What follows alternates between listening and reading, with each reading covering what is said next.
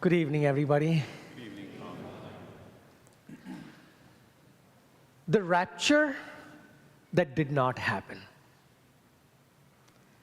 I'm referring to the failed prediction of the rapture that was going to happen on the 23rd and 24th of September.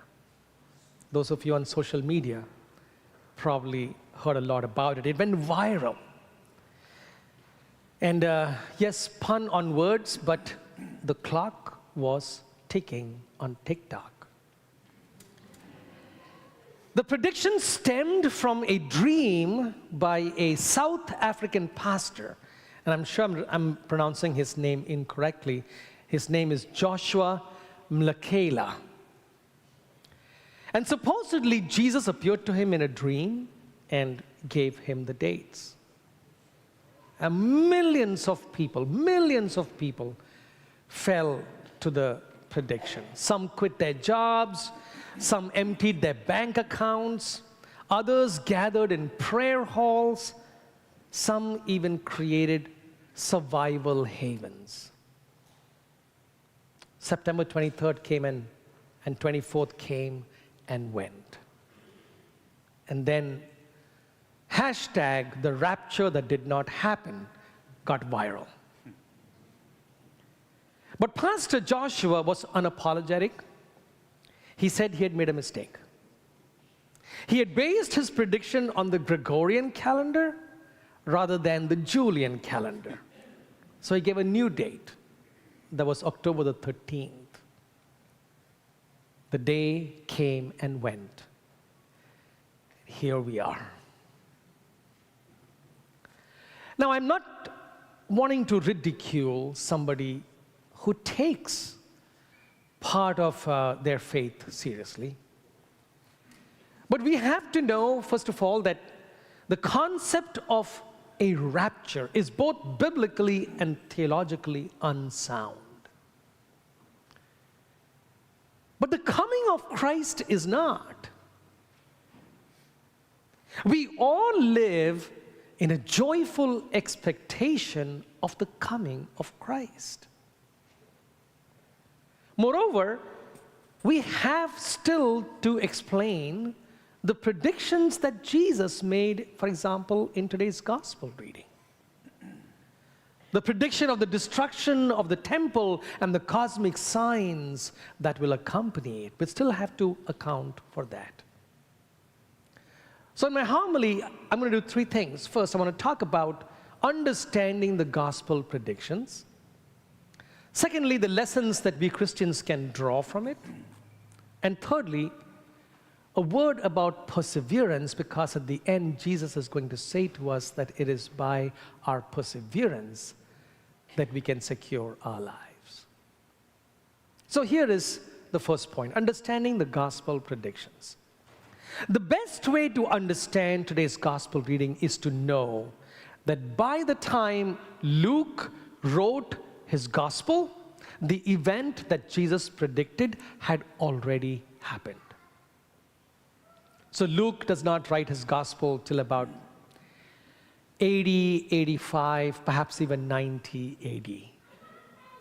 And the events that today's gospel describes, the first of them, the great fire of Rome, remember, and Nero unleashed brutal persecution. So you hear that in today's gospel reading. But then in 70 AD, the siege of Jerusalem by the Romans, the temple was completely destroyed. Not a stone was left upon another stone. So for the people who were experiencing these events at the time, it felt like apocalypse was here. They felt like it was all coming to an end. In other words, Jesus' predictions about the temple and the cosmic signs are best understood not as predictions of a future rapture, but rather as faith interpretations of the signs of the time. In other words, There is tribulation in the land. How shall we understand this as a faith community? In this context, Luke sought to assure his community with hope. Luke draws attention to Jesus' words, when such things happen, do not be terrified. Because people are terrified. But you give terror a perspective of faith. When such things happen, do not be terrified. And again, do not prepare a defense for yourself, for I myself will give you wisdom in speaking. This is for persecutions. And again, not a hair on your head will be destroyed. But then there are also words of caution. Jesus says, see that you not be deceived, for many will come in my name, saying the time has come. Do not follow them. So Jesus clearly says, be afraid of people like Pastor Joshua, who's saying the time, do not follow them. And particularly, this is relevant in light of the most recent prediction of the rapture. So then what can we Christians learn from all of this?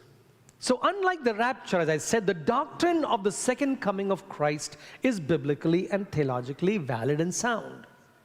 The fact is that someday our personal lives and indeed the created world will see dramatic changes. When such changes do happen, Jesus says, by your perseverance, you will secure your lives. So the lesson we can draw from all of this is simply that nothing is permanent. The only permanent thing is change. I will be 60 this coming February. And these days, I see a change every day. I don't like a lot of it. But the important thing is to know how to navigate the change. To not come to terms with change is to put too much emphasis on that which is impermanent. The perseverance that Jesus talks about means that we must be wise about that on which we place eternal value. Everything, including the temple, will be no more. But then what do we place our value, our faith in? That is the key. So Jesus is saying when change happens, we need not be terrified or deceived or succumb to false predictions. Rather, it is by our perseverance that we will secure our lives. So let's talk about perseverance. If perseverance is the key, how can we be a people of perseverance? And honestly, there are so many steps anybody can take to be a person who perseveres. I mean, we could write a book, and perhaps there are books already written on perseverance. But I'm proposing 3 things for us as a people of faith. 3 things for us to be a people of perseverance. First, prayer. You see, when often we find Jesus pulling away from the crowds and even from his disciples to spend time in prayer by himself. Sometimes he would spend a whole night in prayer. And that was the moment of his plugging in with his Father. And in his darkest moments, facing violent opposition in Gethsemane and finally on the cross, he relied on his Father. Deep intimacy with God is critical to a life of perseverance. And I am not saying just saying your morning and evening prayers.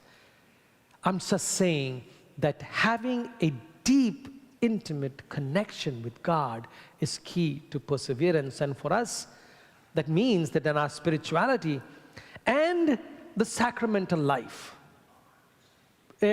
All of our lives, from baptism all the way until the end of our lives, we're constantly plugged in by the sacraments, right, to God. And so our prayer and the sacramental life will help us to develop this deep intimacy with God. Perseverance is not possible without prayer and participation in the sacramental life of the church. Secondly, focusing on origin and destiny. See, Jesus often spoke about where he came from and where he's going, especially towards the end of his life. As he begins to see opposition build, as he begins to see that he's going to be crucified, he begins to talk about where he's come from. The Father sent me. Where am I going? I shall go to my Father. He's constantly aware of his origin and destiny. Folks, especially when darkness surrounds us, we remember that God is our origin and God is our destiny. As Jesus reminds us today, every hair on our head is counted. Now, the first two that I'm proposing, prayer and being very aware of our origin and destiny, are inner dispositions. These internal dispositions need external actions to help with a life of perseverance.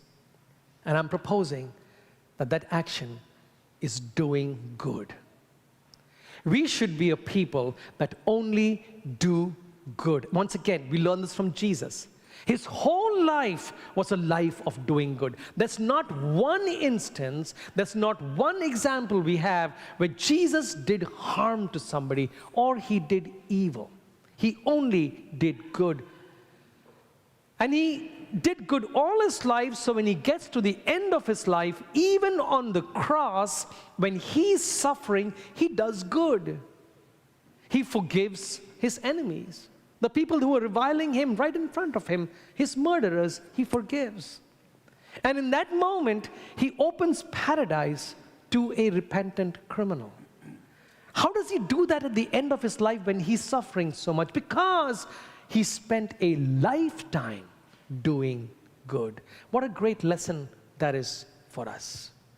The best way for us to persevere is to spend a lifetime doing good.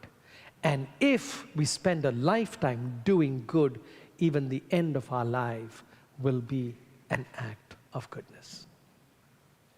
So prayer, connecting to our origin and destiny, especially in moments of darkness, and finally, spending a lifetime doing only good. Folks, the one who is our origin and our destiny will be on this altar in a few moments. And listen, this is no false prediction.